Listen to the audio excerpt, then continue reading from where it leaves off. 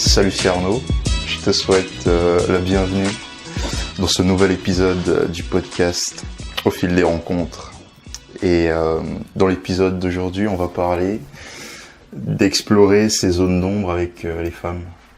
Et pour en parler, en fait, je suis pas tout seul, puisque je suis avec Alexis Santin, qui a eu la gentillesse de me recevoir chez lui aujourd'hui. Bonjour Alexis. Salut Arnaud.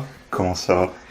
Ça va bien, je me sens excité à l'idée de partager ça, sur d'avoir une conversation sur les zones d'ombre, et l'exprimer auprès des femmes et de se rendre compte que les femmes sont incroyablement tolérantes et elles vont accepter toutes les parties qu'on n'ose pas montrer de nous, que ce soit le côté pervers, que ce soit le côté faible, le côté vulnérable. Et quand on sait bien l'exprimer, on va pouvoir l'intégrer et se sentir de plus en plus confiant. Et juste avant, j'avais une conversation où je sentais cette énergie perverse qui me donnait envie de vouloir me masturber un peu comme Gollum à côté d'une femme. Et de pouvoir être capable de l'exprimer et l'intégrer, c'est une libération et ça donne cette confiance ultime plutôt que d'utiliser des techniques pour éviter des ressentis. Et donc voilà, donc je vous ai fait une petite intro comme ça pour dire qu'on va parler de masturbation et de Gollum.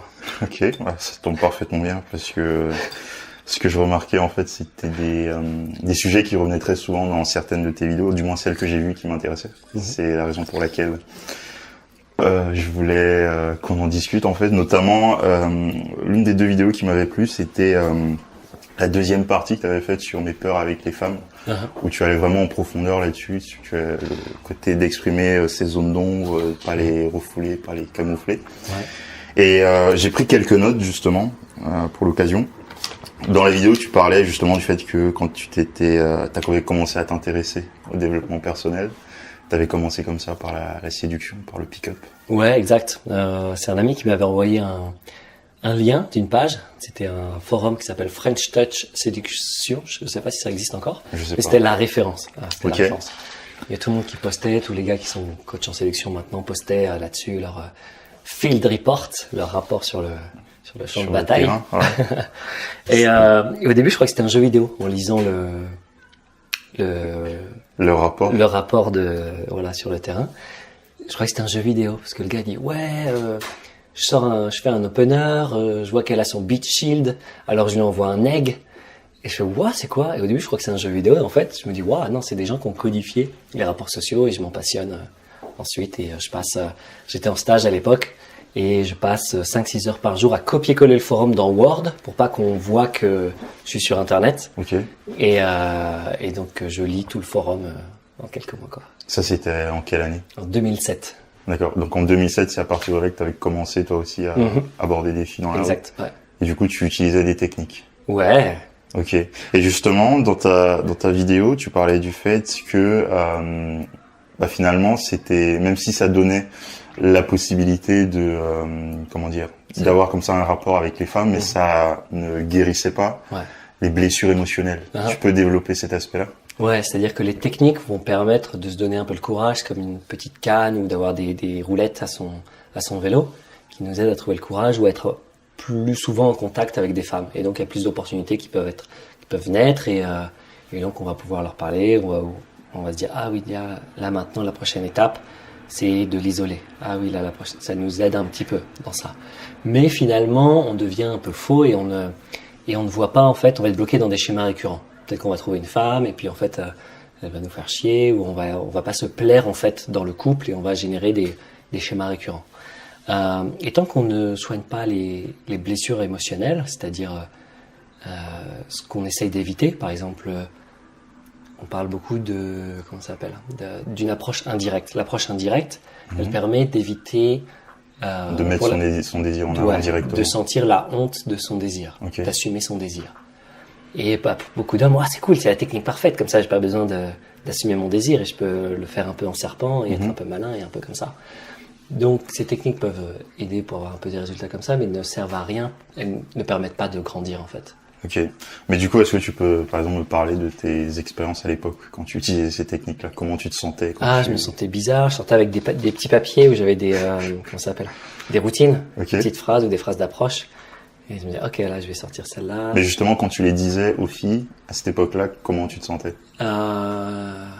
J'étais très dans ma tête. Donc, du coup, j'avais pas d'énergie dans mon corps. J'étais pas ancré, j'étais pas confiant. Et c'était bizarrement reçu par les filles parce que je passais un peu comme bizarre. Bizarrement reçu, c'est-à-dire? Eh ben, elles me jugeaient comme bizarre, comme étrange. Elles te le disaient verbalement ou tu pouvais le sentir dans la réaction qu'elles avaient? Je pouvais le sentir, ouais. Même moi, je le sentais en moi, du fait de pas trop savoir quoi dire et de pas assumer tout ce que je ressentais, quoi. Alors, en fait, la vérité, c'est, je me sens bizarre, j'ai envie de vous rencontrer, je sais pas quoi dire. Et tant que je suis pas capable de dire ça, je peux pas vraiment grandir. Un des fondateurs de Circling Europe, le circling, c'est une pratique. Justement, qui permet cette expression authentique de soi. Exactement. Et l'un des fondateurs, il me disait, pareil, c'était avec les femmes qu'il avait commencé. Et au début, toutes les femmes qu'il rencontrait, il disait, salut, je suis anxieux. Salut, je suis anxieux. Salut, je suis anxieux. Salut, je suis anxieux. T'as essayé ça aussi ou pas? Enfin, oui, à chaque fois de dire ce que je ressens. Et donc pour moi, c'était pas forcément l'anxiété, mais ça allait être soit la honte, soit de se sentir vulnérable, de se sentir pas à l'aise, de sentir waouh, j'ai envie de toucher ta main, mais j'ai peur que tu veuilles pas ou que tu me repousses. Et donc d'exprimer constamment qui je suis à ce moment précis. À ce moment précis, et c'est une véritable libération. J'en parlais justement avec un ami et je lui expliquais en fait. La véritable voie de progression, c'est la voie de l'authenticité. C'est-à-dire que ce qui se passe en toi à tel moment, c'est ce que tu dois apprendre et intégrer maintenant pour grandir.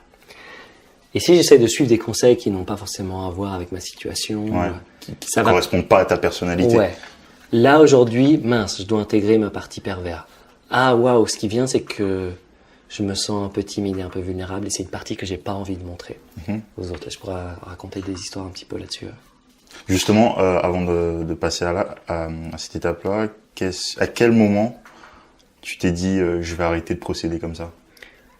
En fait, après, j'ai eu une relation longue pendant 5 ans avec quelqu'un, ça se passait bien, j'utilisais cette manière authentique pour pouvoir parler avec elle et que, par exemple, cette manière dans les relations, ça m'a permis de pouvoir lui dire, tiens, je ressens que j'ai envie d'aller voir ailleurs, de mettre sur la table ce genre de questions. Et en fait, l'authenticité, le fait de se libérer, a toujours une surprise pour vous. C'est-à-dire que moi, c'est comme si j'attendais qu'elle me dise oui, il n'y a pas de souci ou autre, mais en fait, au moment où je lui disais, j'ai envie d'aller voir ailleurs, c'était comme si ça me libérait du besoin d'aller voir ailleurs.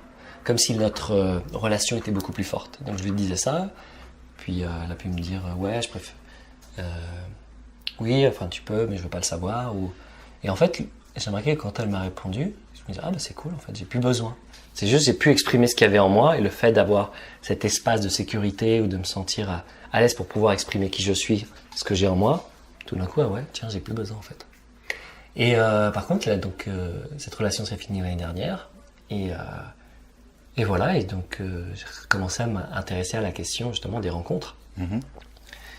Et j'ai voulu le faire à ma façon, c'est-à-dire façon circling, façon je vais sentir tout ce qu'il y a à sentir. J'ai peur, c'est génial. Mon cœur bat comme un dingue, je dois sentir. Justement, t'en parlais dans une de tes vidéos, cette deuxième vidéo-là, Mes peurs avec les femmes, tu racontais ce moment où tu allais aborder une fille qui était sur une terrasse et t'expliquais tout ce que tu ressentais. Ouais. Et comment ça se passait en fait Typiquement, je suis à une terrasse et juste derrière, il y a une fille grande, brune, et je me sens attiré. Je sens que mon cœur bat et il y a plein de filles autour sur la terrasse. Mais c'est elle qui je sais pas ce qui se passe en moi, je sens mon cœur battre. Et je dis, mais tout d'un coup, je me sens timide, je me sens vulnérable, je me sens, je peux pas, mais qu'est-ce que je vais dire? Toutes les questions que les gens qui reviennent souvent, d'ailleurs. Parler une fille, Et je sais, mais qu'est-ce que je vais dire? Mais je sais pas quoi dire et je vais être trop bizarre si j'y vais. Et ça dure comme ça pendant 1 heure et finalement elles s'en vont, mais je vois qu'elles vont au restaurant qui est à côté, genre à 30 mètres. Et à un moment, je me dis, ok. C'est comme si je voulais éviter absolument d'utiliser des techniques. Je veux pas utiliser la règle des 3 secondes pour, te dire, allez, maintenant on y va, c'est bon. Genre, je bois un coup et un cul sec et hop, allez, c'est parti. Pour éviter de sentir justement. Pour éviter de sentir, de mettre beaucoup mon énergie dans ma tête ou dans les blagues ou de dire, non, je vais tout sentir. Et j'y vais justement lentement. Et je fais des premiers pas, je me mets debout, j'y vais, puis au milieu de la place, je me dégonfle et je reviens. Et pareil, je revis pleinement les sensations. Et ça, il y avait toujours des gens autour qui t'avaient pas forcément remarqué. Non, ils m'avaient pas remarqué. Oui, il y avait des gens autour. Et finalement, j'y retourne, parce que là, j'ai mes amis qui font, ouais, on y va, on se barre et tout. Et je fais pas, attendez, ok, je vais faire un truc. Et là, j'y vais lentement. Et en marchant, je sens à quel point mes jambes sont faibles. J'entends mon cœur qui bat, comme s'il tapait dans mes tympans. Et je dis, bon, j'y vais, c'est que je dois le sentir, quoi. Enfin, je reste humain et c'est juste une sensation corporelle. Mais putain, c'est bizarre. Et souvent, d'ailleurs, sur les sensations corporelles, on dit que on a peur de vivre ça, on a honte, je sais pas quoi dire, etc. En fait, on a juste peur de vivre une sensation corporelle. Par exemple, si j'ai peur d'avoir honte, j'ai juste peur d'avoir l'impression la façon dont ça va se manifester physiologiquement. Que ma tête va être rouge, d'avoir des picotements au niveau des oreilles. J'ai juste peur de sentir ça, et c'est juste une sensation corporelle. Et quand on relativise, on se dit ok, il y a juste des sensations corporelles. D'ailleurs, sur mon mur, là, je l'ai effacé depuis, mais j'avais comme objectif, j'ai juste à sentir mon visage rouge et parfois un nœud dans l'estomac. C'était comme si c'est un objectif de ressentir ces émotions. C'est-à-dire que c'est là où il y a quelque chose à vivre, justement. C'est une émotion qui est là et qui attend et qui a besoin d'être vécue. Et c'est comme si ton ombre, donc moi, en fait, en allant vers cette femme, c'était comme si je savais que je pouvais pas être drôle, je pouvais pas être confiant, et je pouvais que bégayer, que être bizarre, que être pas confiant, que me montrer faible. Et du coup, en fait, en général, c'est des choses qu'on évite parce qu'on veut pas être vu comme ça. Donc, soit on va pas la voir parce qu'on n'a pas envie d'être vu comme ça. Soit on va utiliser des techniques. Soit on va utiliser des techniques. Et que dans le fait de tout sentir, c'est comme si ton ombre, donc la partie que je cache, qui est ma partie timide, qui sait pas quoi dire, qui se sent pas bien, qui se sent pas drôle, elle attend le moment qui me semble le plus important pour se manifester. Parce que pour pouvoir dire, hey Alexis, je suis là. Parce que si elle se manifestait à un moment qui n'est pas important, c'est comme si je ne ferais pas attention à cette douleur. Et là, tout d'un coup, je sens un peu cette douleur où j'ai pas envie de sentir ça. Et en fait, on peut décomposer le mot douleur comme c'est doux, quelque chose de doux. Leurre, c'est un appât artificiel. C'est des trucs qu'on utilise en pêche, par exemple. C'est un leurre, c'est un piège.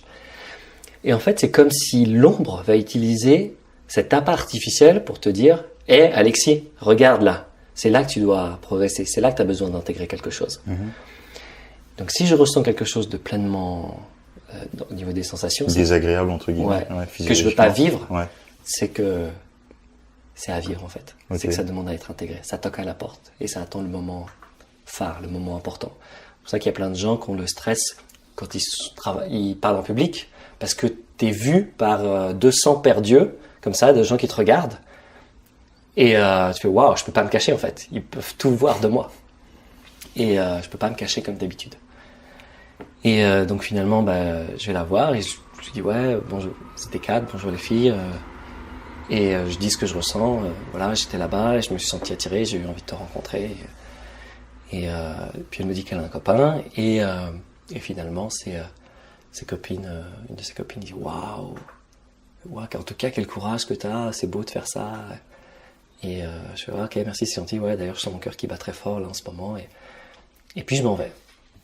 Et je me dis waouh, on peut dire que l'ombre, en tout cas cette intelligence, intuitive, elle a toujours une surprise pour moi. C'est-à-dire que mon mental se dit c'est cool, je vais vivre ça, et elle va peut-être être attendrie et je vais obtenir son numéro de téléphone ou quelque chose. Et en fait, j'ai obtenu quelque chose de bien plus grand, qui est l'intégration de cette ombre. C'est-à-dire que je me suis montré comme, entre guillemets, faible, vulnérable, je me sentais un peu de bégayer, d'être pas drôle, d'être un peu bizarre. J'ai vécu ça et j'ai été accepté dans le monde. Je me suis senti, même si je n'avais pas été accepté, c'est comme si je pouvais être comme ça dans le monde, et en étant comme ça, il se passe rien en fait. Je peux être comme ça en fait. Cool. Et c'est comme si tout d'un coup, j'étais relaxé et tout de suite je me suis dit, mais je peux aussi être drôle, confiant, sympa, fun. Et que la prochaine fois je serai drôle, sympa, fun, confiant, etc. Et donc d'utiliser toutes ces sensations qu'on ne veut pas sentir comme un signe de notre ombre qui doit être intégré, des parties de nous qui ont besoin d'être vécues. Voilà pour cet exemple. Ok, mais du coup par rapport aux gens qui utilisent des techniques ou qui en ont utilisé, quel est parce que finalement, en comparant les deux, vu que tu as eu les deux approches, en utilisant les techniques et en étant pleinement toi-même, quel est finalement sur le long terme le désavantage d'utiliser des techniques comme ça? C'est quoi le problème là-dedans? Là, par exemple, j'en ai utilisé plein. Après, j'étais en couple et tout d'un coup, en fait, je suis faible. En fait, je suis pas très confiant. Je suis pas. Où j'entendais l'autre jour, justement, il y avait des gars qui draguent dans la rue et ils racontaient, ils disaient, ouais, ça fait 3 semaines que j'ai pas dragué. Il faut que je me remette dans le bain. Et en fait, il y a plus besoin de se remettre dans le bain quand tu utilises pas les techniques. Quand tu es pleinement toi, c'est comme si tu intègres ces parties de toi. Et dans les techniques, il y a juste le fait de dire, il faut que je utilise les techniques encore et encore et encore et encore, parce que si j'arrête de les utiliser, je suis pas bien. Et voilà, ça me fait penser, c'était quoi, une vidéo de Tyler, le gars de Real Social Dynamics. Il parlait de ça, ouais, ça fait longtemps que j'ai pas gamé ou que j'ai pas dragué, tout ça, et je suis moins bien et tout ça. Et du coup, ça veut dire qu'il y avait quand même une partie de son game, de sa façon de draguer, qui est basée sur ça. Sur ça, ok. Mais du coup, comment on parvient à... Tu avais donné quelques solutions dans tes vidéos. Comment on parvient justement à s'accepter pleinement soi-même, en acceptant toutes ces sensations-là, toutes ces émotions-là, sans essayer de les combattre, sans essayer de les refouler, justement. Les exprimer et le dire. Jouer un jeu, parfois, avec les femmes, qui est ce que je ne veux pas que tu saches de moi. Ce que je ne veux pas. Et je leur dis ce que je ne veux pas qu'elles sachent de moi. Et quelles sont les réactions parfois que tu as lorsque... Les réactions, elles sont magnifiques. Parce qu'elles sont jamais celles que j'attends. Parce que moi, j'ai peur qu'elles me disent que je suis un pervers, que je suis bizarre, pour qui je me prends. La réaction à chaque fois, c'est je te fais plus confiance et je me sens en sécurité avec toi. Parce que je suis capable de nommer exactement ce que je ressens. Plutôt que de pas le nommer et que elle va le sentir en fait. Si j'ai un comportement un peu que je veux prendre, ou un peu pervers ou un peu manipulateur, elle va le sentir inconsciemment et ça va faire qu'elle va se barrer ou qu'elle va dire ouais c'est bon je vais rentrer finalement, ou qu'elle va pas vous rappeler ou pas répondre à vos messages ou autre. Mais si on dit clairement, tout d'un coup, boum, c'est comme si ça les intéresse. Il y a quelque chose d'authentique. On montre une partie de soi et il n'y a rien de plus fascinant que de montrer une partie de soi. Et aussi, elles sont contentes de trouver quelqu'un qui se montre. Et elles me disent, je te fais plus confiance et je me sens en sécurité avec toi. Et c'est rassurant parce que je me dis, waouh, c'est cool, je peux encore plus dire ce qui se passe en moi, Et c'est comme si je peux guérir ces blessures, le fait de tout ce que je cachais. Tiens, il y a 2-3% de mon énergie qui est un peu pervers, il y a 2-3% de mon énergie qui est un peu faible, un peu timide. Boum, une fois qu'elles sont vécues, elles sont intégrées et elles sont, c'est bon, en fait, je m'en fous. Je suis bien, quoi. Et est-ce que c'est la raison pour laquelle tu disais dans cette vidéo que aujourd'hui avec les femmes c'est incroyablement facile? Là, je reprends vraiment tes mots. Waouh, j'ai dit ça? Ouais. Et ça m'avait marqué. C'est pour ça que je te posais la question justement. Quelle différence tu vois en fait maintenant? C'est que toutes ces sensations qui peuvent jaillir ne jaillissent plus. C'est-à-dire là, tout d'un coup j'ai peur d'être vu comme ça, ou je me sens un peu, je sais pas, timide ou vulnérable, ou je sais pas quoi dire. Tout ça ne vient plus, et c'est comme si je peux être vraiment ancré et dire pleinement à une femme, je me sens attiré. Et c'est comme si je comprenais, je voyais même pas comment une femme pourrait me dire non. Il y a même cette énergie avec cette confiance qui naît. Et même ma relation avec toutes les femmes, qu'elles soient que je trouve attirantes ou pas du tout, elle s'est apaisée. C'est-à-dire qu'avant, peut-être que je voyais pas les femmes vieilles, grosses, moches, etc., qu'on pourrait juger comme ça.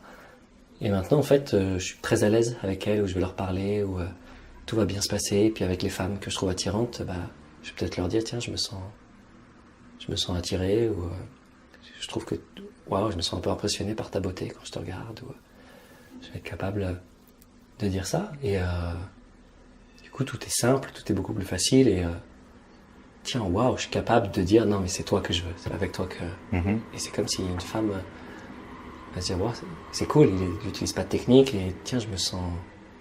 Ah oui, il me veut vraiment, en fait. Et du coup, il n'y a pas vraiment de jeu et de technique à apprendre. Bah, c'est cool que tu dis ça parce qu'en fait, moi, ça me fait penser à pas mal de conseils justement qu'il y a plein de coachs qui donnent, que ce soit sur Internet, sur des blogs ou des chaînes YouTube, qui qualifient cette attitude-là c'est comme si tu exprimais en fait un besoin, un manque, comme si le terme qu'ils utilisent c'est être needy entre guillemets. C'est quoi ta définition pour toi de neediness? Ouais, justement, En fait, le needy, c'est ne pas être capable de prendre soin de ses besoins. C'est-à-dire, un mec qui est needy, c'est qu'en fait, il cache son besoin. C'est-à-dire qu'il sent qu'il a besoin d'une femme ou de sexe ou de telle autre chose, mais qu'il va tout faire pour le cacher. Et l'idée, c'est d'être capable de le dire, de l'assumer pleinement. Et ça, c'est le contraire de neediness, c'est prendre soin de ses besoins. Il y a un livre qui s'appelle No More Mr. Nice Guy, qui parle de ça, justement. Il parle de l'importance de prendre soin de ses besoins. Parce qu'il n'y a que nous qui pouvons prendre soin de nos besoins. Et d'être capable, en tout cas, de les exprimer, de dire voici mon besoin. Et ils peuvent aller de tout. Je sens que j'ai besoin que tu me prennes dans les bras. Waouh, je t'ai vu, je me suis senti attiré et j'avais envie de te parler. Ça, c'est entre guillemets. Et finalement, c'est comme si, quand je t'écoute parler, c'est comme si en fait le fait de montrer ce côté faible et vulnérable de soi, en fait, c'est une grande force, quoi, aux yeux des femmes. Ouais, et c'est très important. Ça. Moi, et même les gars les plus forts avec les femmes que j'ai vues, ils étaient capables en fait de se montrer vulnérables ou de montrer leur faiblesse et tout ça. Et donc ouais, être needy, c'est justement ne pas prendre soin de ses besoins. Ok. Au contraire de les refouler en fait. Ouais. Le gars qui est needy, c'est qu'il refoule ses besoins. Ok. Et du coup aujourd'hui, tu parlais aussi un moment du fait t'avais peur de te perdre dans le fait d'aimer et d'apprécier la féminité. C'est quoi ton rapport justement aujourd'hui avec cette énergie-là? Ok. Ouais, j'ai pu remarquer, donc j'ai fait un stage de tantra avec une femme qui s'appelle Michaela Baum, qui parle justement de la polarité féminin-masculin. Et j'ai pu voir dans cet atelier que waouh, j'avais peur d'aimer les femmes. C'est ça qui me faisait peur. Du coup, je me montrais pas vraiment, j'étais pas pleinement moi. Je me disais, à quoi ça sert, pourquoi je vais sortir, de toute façon je m'en fous un peu. Et du coup, j'avais pas la possibilité d'avoir cette puissance de dire non, c'est avec toi que je veux être, d'être ancré, de dire à une femme, de la clamer pleinement. Parce qu'en fait, je me disais, je m'en fous un peu en fait. Et je veux juste les utiliser et me masturber dans leur vagin. Et plutôt que d'avoir une connexion qui me nourrit, qui est agréable. Et donc je me suis rendu compte de ça. Et ensuite, après m'être rendu compte de ça, je me suis dit, waouh, ça va être important pour moi de me laisser émerveiller par la féminité. De voir à quoi elle sert. C'était comme si avant, elles servaient à rien, les femmes, en fait. À part pouvoir me masturber dans leur vagin. Et de pouvoir me réémerveiller de la féminité, de voir leur innocence, de voir qu'elles vont faire confiance, qu'elles apportent la joie, qu'elles apportent l'innocence, qu'elles apportent ce tourbillon de vie à, on va dire, l'homme, le masculin, qui va apporter quelque chose qui est plus une structure, la conscience, la structure, la planification, ce genre de choses. Et de dire, waouh, elle apporte la vie, en fait, le fun, c'est cool, en fait. Elles sont cool, les femmes. Ok. Dit comme ça, je t'avoue que c'est un peu abstrait, j'arrive pas bien à voir le truc. Est-ce que tu as des exemples pour illustrer ça, des moments que tu as vécu justement, où tu sentais justement qu'il y avait cette, c'est pas vraiment le terme, il y avait pas vraiment de confrontation, mais cette énergie féminine qui s'exprimait face à ton énergie masculine. Est-ce que tu as des exemples où tu étais justement en train d'explorer cette féminité?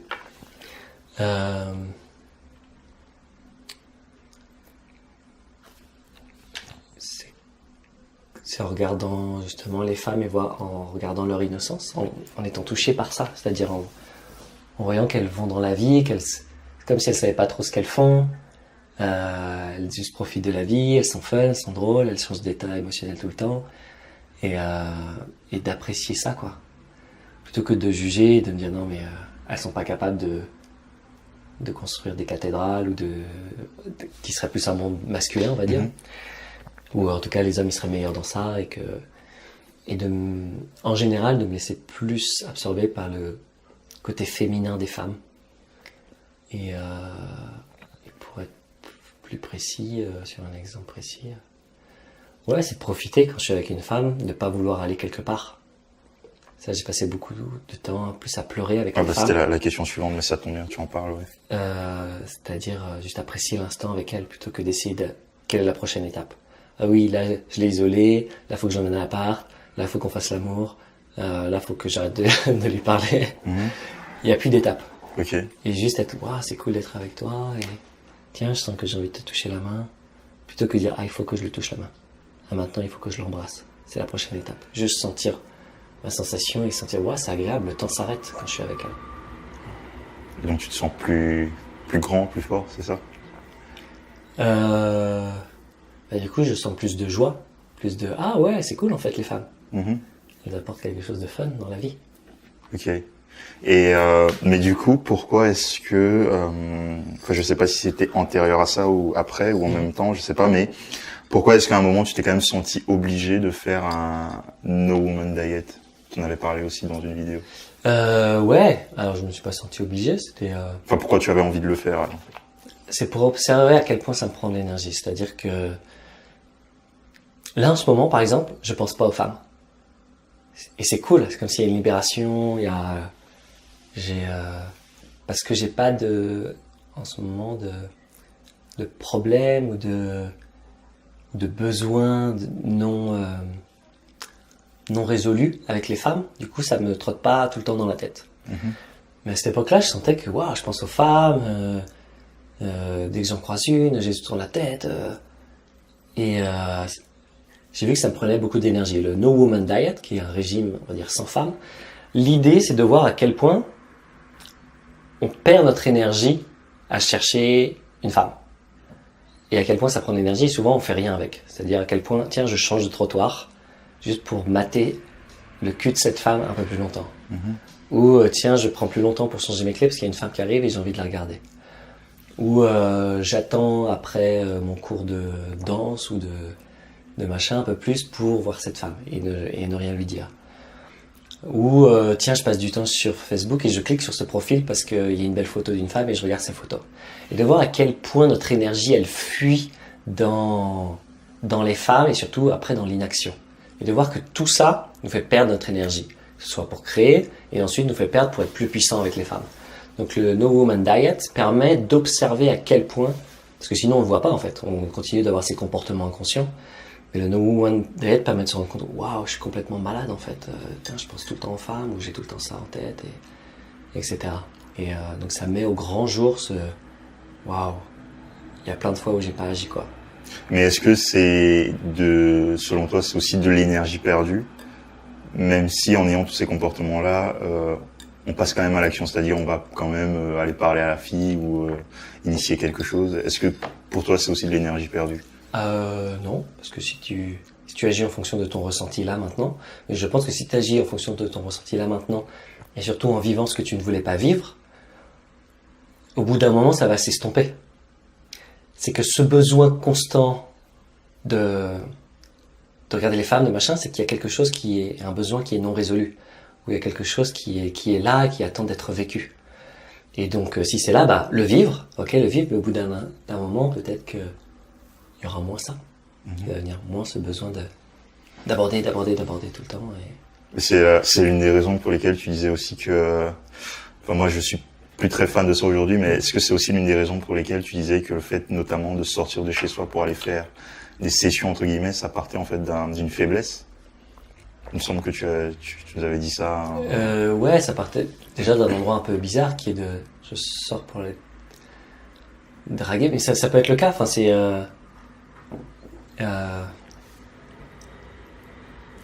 il faut voir la motivation derrière. Est-ce que c'est pour frimer? Est-ce que c'est pour la validation? Est-ce que c'est pour avoir une femme avec qui je serais fier de la montrer à mes amis? Et donc je pense que ça peut être fait. Et je pense que c'est même un super challenge, un super truc à faire, à vivre. Mais qu'au bout d'un moment, la voie de toute façon, c'est d'être avec son ressenti, de dire waouh, je me sens attiré par cette femme. Et tiens, je me suis senti attiré par cette femme lorsque je marchais dans la rue pour aller faire mes courses. Et pas parce que j'ai passé 4 heures un samedi après-midi ouais. C'est-à-dire à partir du moment où ça part si le besoin il n'est pas intérieur mais plutôt dans l'objectif de montrer quelque chose ou Ouais, de faire paraître quelque chose à l'extérieur, que ce soit aux gens, nos amis, etc. C'est là où il y a ce côté faible en fait dans la démarche, selon toi? Ouais, d'utiliser des techniques où, en fait, la démarche finalement, on vient pas d'un endroit où on est. Moi, j'aime beaucoup l'aspect, on va dire, quasiment thérapeutique de la séduction. Si on parle de séduction, je dirais le seul truc qui serait intéressant, c'est l'aspect thérapeutique. C'est se confronter aux femmes et voir ce qu'on a peur de vivre avec les femmes. Et dire, waouh, j'ai peur de montrer mon désir. J'ai peur de lui dire que tout d'un coup, je me sens plus du tout attiré. J'ai peur par exemple, même de lui dire non, finalement, je suis pas attiré. Ou de lui dire que je suis très attiré. Ou de vivre tout ça. Et en faisant ça, c'est comme ça qu'on grandit. Et pas avec les techniques qui remplissent juste le mental, la tête. Et finalement. Qui reste superficiel. Ouais, tiens, j'ai pas dragué pendant 3 semaines et du coup, je suis toujours aussi nul et aussi peu confiant. Et du coup, pour terminer, je pense que ça va faire une demi-heure qu'on parle, ouais. En quoi est-ce que l'opportunité du travail de l'ombre contribue à faire ce changement d'attitude, justement? C'est-à-dire délaisser les techniques et s'accepter pleinement, être soi-même et exprimer son désir, ses envies sans plus être dans le refoulement. Ouais, donc en faisant ça, à quoi ça sert, c'est ça? Oui. En quoi est-ce que le travail de l'ombre c'est ton prochain programme, il me semble. En quoi est-ce que ça permettra d'aider à être plus soi-même, justement? Avec les femmes ou... Avec les femmes, ouais, surtout. Ouais. Comme j'ai pu le dire, c'est intégrer les parties de moi que je voulais pas montrer aux femmes, leur dire, voir que, même si à chaque fois j'ai peur qu'elles me mettent une claque ou qu'elles me disent que je suis bizarre, mais à chaque fois c'est dit avec vulnérabilité, c'est-à-dire, ouais, j'ai peur de dire ça, mais je ressens ça. Qu'elles m'acceptent, qu'elles ont plus confiance en moi, qu'elles se sentent en sécurité. Et tout d'un coup, c'est comme si c'est la seule voie qui permet vraiment de grandir et d'intégrer ces parties que je cachais de moi. Et en fait, j'ai pas besoin de les cacher, je peux être pleinement moi. Et j'ai plus besoin d'utiliser de technique. Je peux juste aller voir une femme et lui dire, waouh, je me sens impressionné, je vous ai vu et j'ai envie de vous rencontrer. Attendez, partez pas. Regardez-moi dans les yeux et dites-moi que vous avez pas envie de me voir. Et, toi, tu l'as déjà fait ça ou pas? Ça, je l'ai pas fait. Ok. Mais d'avoir cette énergie, en tout cas, en moi, c'est waouh, cool. Je peux avoir cette... Plutôt que de dire, ouais, salut, je t'ai vu, c'est sympa, ouais, ça te dit d'aller boire un verre, ouais, dans 3 jours, ce serait cool, t'avais l'air cool et tout. Qui est... Ça manque d'impact émotionnel, quoi. Ça manque d'énergie. Donc la fille, elle va pas te répondre, ou s'il n'y a pas de rencontre, il n'y a pas de boom, de puissance et de, c'est toi que j'ai envie de rencontrer. Et comment elle pourra dire non à ça, quoi. Cool. Ouais. Toi, ça t'a pris combien de temps, justement, pour atteindre ce niveau-là? Être pleinement à l'aise avec toi-même dans tes relations avec les femmes? Ça a accéléré, mais je dirais que j'ai commencé il y a 1 an à commencer à faire ça, à dire ce que je ressens. Grâce au circling et l'expression authentique de soi? Ouais, à dire pleinement ce que je ressens, en fait. Aller voir quelqu'un et dire, waouh, je ressens ça. Je ressens ça, je ressens ça. Je me sens anxieux, je me sens attiré. Je me sens un peu pervers. Je sens que je me sens attiré. Je sens que j'ai envie que tu fasses ça. Je sens que j'ai envie qu'il se passe ça. Je sens que j'ai envie de faire ça. Je sens que j'ai envie de t'embrasser. Et l'idée, c'est vraiment d'être pleinement dans l'expression sans pour autant attendre quelque chose après. Ouais. Juste observer vraiment tout ce qu'on cache, tout ce qu'on essaie d'occulter. Ok. Donc ce serait ça pour toi le mot de la fin, pour inciter les gens à être plus... Ouais, l'action ce serait utiliser le mot « je ressens » quand vous abordez. Et vous allez parler plus de votre ressenti et ça va faire apparaître les zones d'ombre, les choses que vous ne voulez pas que les autres sachent. Ça va peut-être faire mal, en fait, mais mal c'est un bon signe, c'est génial. Et en fait c'est que des sensations corporelles. Et je dirais que si vous pouvez retenir un truc utile et pratique, ce serait d'utiliser ces mots-là. Je ressens, voici ce que je ressens. Je t'ai vu et j'ai ressenti ça et je ressens là le besoin de venir te parler. Je ressens que mon cœur bat un petit peu, mais je sens que j'ai envie de te rencontrer. Et parler de cet espace-là, de cet endroit-là. Ouais. Cool. Moi, je mettrai en description toutes les vidéos sur lesquelles je me suis appuyé justement pour qu'on ait cette discussion ensemble. Et pour ceux qui veulent te retrouver, si jamais ils veulent aller plus loin, où est-ce qu'on peut te retrouver? Facebook.com/nouvelhomme.fr et le site aussi nouvelhomme.fr. Facebook.com/nouvelhomme.fr et mon nom sinon, Alexis Santin. Ouais. Cool. Bah, moi, je te remercie pour ton temps, pour ta patience et pour m'avoir reçu ici. Cool. Merci Arnaud. Et moi, je te remercie de nous avoir suivis jusqu'ici, de nous avoir écoutés jusqu'ici. Et je te dis à bientôt dans une prochaine vidéo, à bientôt dans un prochain podcast. Comme toujours, je t'invite à garder le sourire, fil des rencontres. Salut.